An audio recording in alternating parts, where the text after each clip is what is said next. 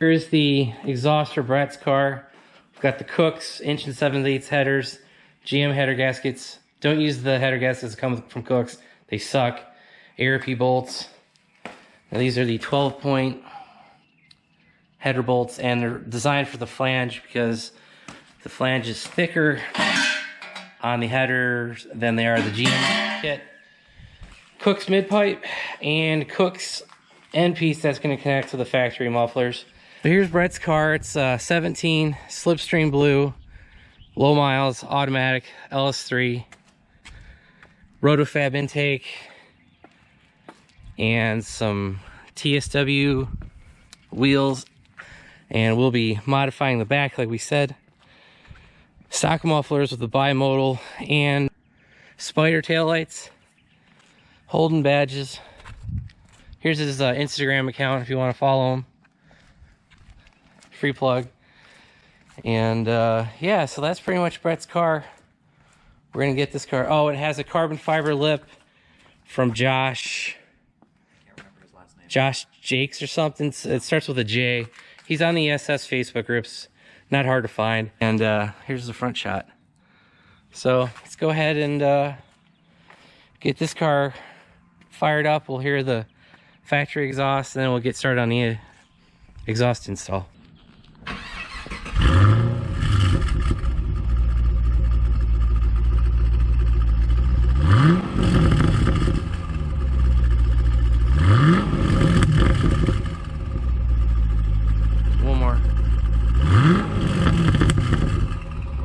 We have actually completed the install already, and I'm going to go over the problems that we had.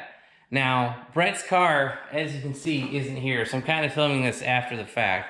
But, you know, it's just your typical header install. We did a video on it, so I'll have a link in the description above to that, you know, for the headers. The Kooks catback really wasn't that big of a problem.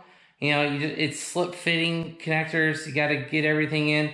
The only thing that was different between his setup and my setup is I have the Corsa catback, so mine was like in 3 pieces.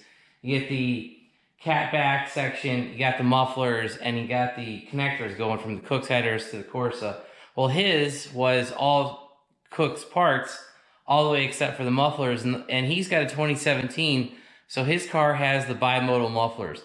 So we did not remove the mufflers from his car. All that we did was zip tie them out of the way because we didn't feel like taking them off and have to disconnect the vacuums. Actually, it's electronic, but the bimodal part, all that stuff, we didn't feel like messing around with that. So we just zip tied them to the rear sway bar. If you guys are into the car, you guys will know what I'm talking about. Just zip tie it to the rear sway bar and get it out of the way, and you're good. Now, like I said, the install went pretty smooth except for 2 things. The first thing I'm going to show you right here, I actually still have his stock exhaust parts, but I am going to be returning them to him.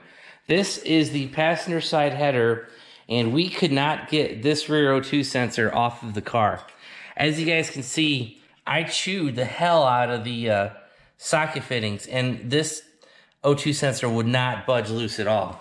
And yes, I was using a O2 sensor socket extension, you know, doing the proper steps. And eventually I just had to reach up into the car and disconnect the sensor itself. And we just dropped it out of the car. So, you guys might be wondering, well, how is he still driving if I have his stock O2 sensor? We went to AutoZone and we just bought a new Bosch style O2 sensor. And shockingly, AutoZone had it in stock. You know, it was either $87 or $95. It was less than $100, but you know, it was about that $100 range. And of all 4 sensors, this is the only one we had a problem. The rears popped out with no issue. The driver's side came out with no issue. This passenger side, I'm sorry, was the one that gave us all the trouble. And we worked on this sensor, I kid you not, between trying to get it out of the car and then trying to get the harness out of the car for almost 3 hours. Yeah, 3 hours plus, you know, and that includes an hour of leaving, going to go get dinner, go get parts and hardware. So, you know, this was the most frustrating thing. And you guys can see my hands are all tore to hell. How we got that O2 sensor unplugged, you guys are going to laugh. I actually had to drop the transmission cross member, and we dropped the drivetrain down. Now I do have a transmission jack. You guys can see it right here. So I put his 6L80 transmission on top of the jack and just, you know, lowered it down and raised it back up with the transmission jack. Now you guys don't need one of those, but if you have one, I highly suggest that you use it. You know, a standard floor jack with a piece of wood should, you know, be just fine. So we dropped his transmission, you know, the whole rear of the drivetrain down probably like 3 inches. They gave us enough room for me to wedge my hand in there, you know, between the firewall and the back of the motor, well, top of the transmission, that whole area, wedge my hand in there, and I really only had room to use like 2 fingers. It was ridiculous, but I was able to finally get the plug popped on the O2 sensor. So we got that out of the way. And then to put the O2 sensor back in, I had that same problem.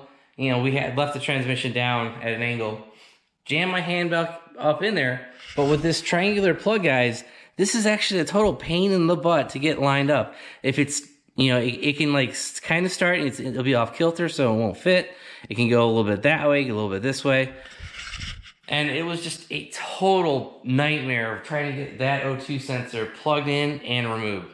Like I said, that probably took us 3 hours with taking a break, you know, going to go get parts and dinner and whatnot. So we started at 1 p.m. roughly. We finished at 1 a.m. It took us 12 hours to do this this entire exhaust swap. 3 hours of that, like I said, we ran into issues with this O2 sensor, and probably another hour of just, you know, kind of not working on the car. So, you know, figure at least an 8 hour day. And the headers pretty much went right in. I mean, we didn't really have much issue getting those out.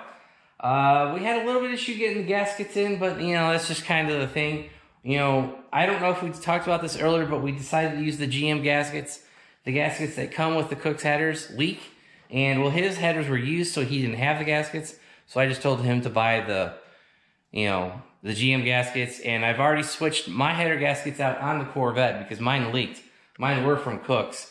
And, unfortunately, I have the Kooks gaskets on the SS. I will have to replace those at some point, which I'm not really looking forward to. just an FYI.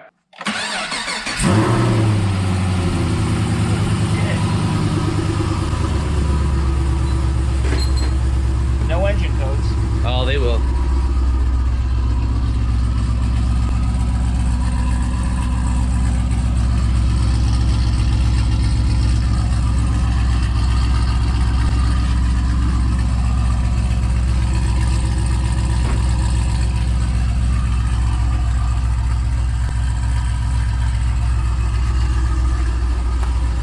Holy shit, that sounds loud. Now that's louder than Derek.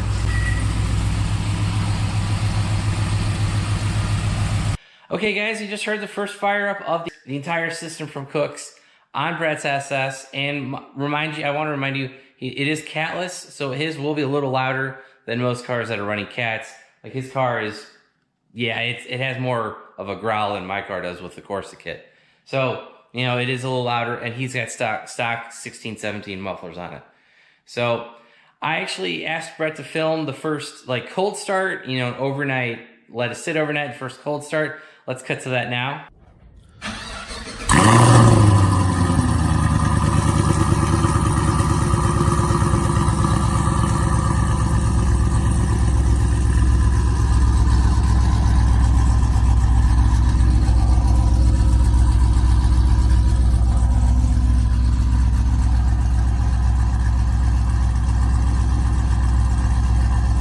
And so there you go. That was the first cold start of the Kooks exhaust system on Brett's car. You know, it sounds pretty mean. I really like how it sounds when he, you know, gunned it. And I did ask him to be a little quiet when he left the neighborhood last night because, you know, I don't want to piss off my neighbors. But I did hear him gunning it going down to the interstate. So, you know, it sounds pretty mean, and that travels, you know, quite a bit. After we finished the install of Brett's headers and the full Kooks catback system, Brett went and took his car and got tuned over at SS LSX Performance up in Concord, North Carolina, and I wanted to share what his dyno results were.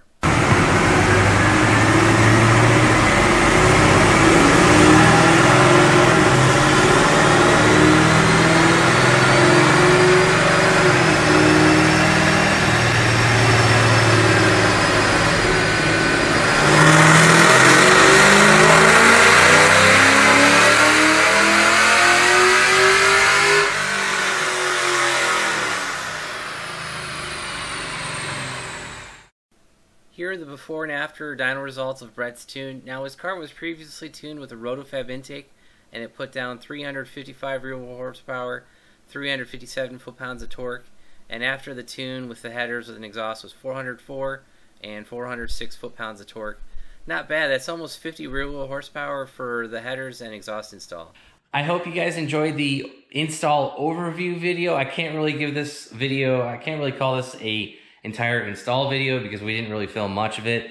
And like I said earlier in this video, we've already gone over this before in depth, and I think my header install video was almost 30 minutes. So, you know, it's not real important to re-film the same thing. But what you guys probably wanted to hear was the before and after of stock versus Kooks, and Kooks with the stock 16-17 bimodal mufflers. So I hope you guys enjoyed the video. If you did, give it a big thumbs up. If you haven't already subscribed, please do. If you want to know when I upload new content, hit that bell notification button down below. And as always, if you want to help support the channel, click all the links down below. Thanks guys, have a great one.